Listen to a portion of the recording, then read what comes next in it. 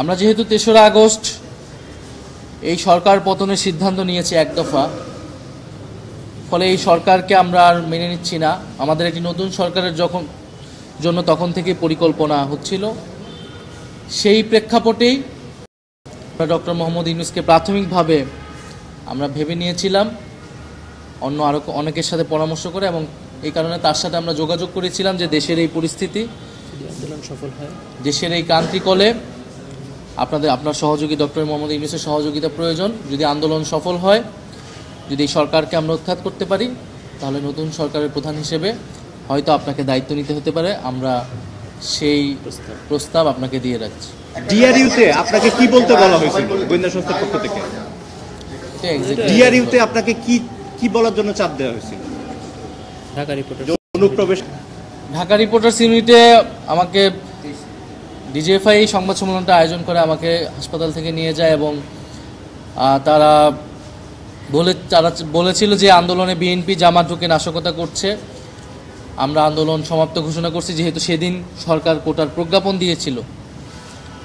কিন্তু আমরা বলেছিলাম যে এই প্রজ্ঞাপন দিলেও এই কোটা সংস্কার, এত রক্তের উপর দাঁড়িয়ে কোটা সংস্কার আমরা মানছি না, এবং আমাদের ভাইদের বোনদের হত্যার দাবিতে এই আন্দোলন চলমান থাকবে। বিরোধী রাজনৈতিক নেতাকর্মী সহ আন্দোলনকারীদের যাদের গ্রেফতার করা হচ্ছে, আমরা তাদের মুক্তির দাবি জানিয়েছিলাম। না, সেটা আয়নাঘর ছিল ডিজিএফআইয়ের, যেটা প্রথমে আমাকে গুম করে সেখানে রাখা হয়েছিল।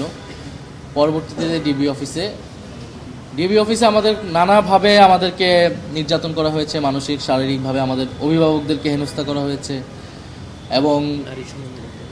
এবং একটা পর্যায়ে তারা নারী সমন্বয়কদেরকে আরও গ্রেফতার করে আনার হুমকি দিয়েছে, এবং একটা পর্যায়ে তারা আমাদেরকে হুমকি দিয়ে জোরপূর্বক আমাদের দেশেই লিখিত বক্তব্যটি পাঠ করায়, মোবাইলে ভিডিওটি ধারণ করে পরে সেটি মিডিয়াতে ছড়িয়ে দেয়, এবং প্রধানমন্ত্রীর দপ্তরে আমাদেরকে নিয়ে যে আমরা সমঝোতা করেছি এরকম একটা দৃশ্য জনগণকে দেখাতে চেয়েছিল। আমরা তখন অনশন শুরু করি।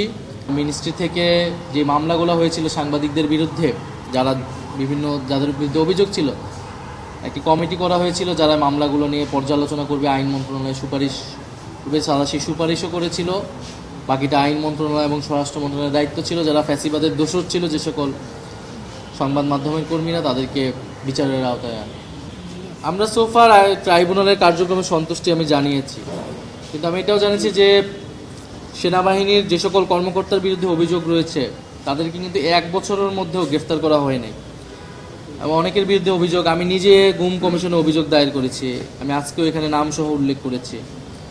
ফলে গুমের ঘটনায় এবং যারা অভ্যুত্থানে রামপুরা বাড্ডাসহ বিভিন্ন জায়গায় যে সকল সেনা কর্মকর্তা অফিসাররা গুলি চালিয়েছে, তাদেরকে কেন গ্রেফতার করা হচ্ছে না, এই বিষয়ে আমার সন্দেহ রয়েছে। সেই বিষয়ে কোনো চাপ আছে কিনা, কিন্তু আমি আহ্বান জানাবো যে কোনো প্রকার চাপ থাকলেও এগুলো যাতে বিবেচনায় না নিয়ে আইন ফলো করা হয় এবং ন্যায় বিচার নিশ্চিত করা হয়।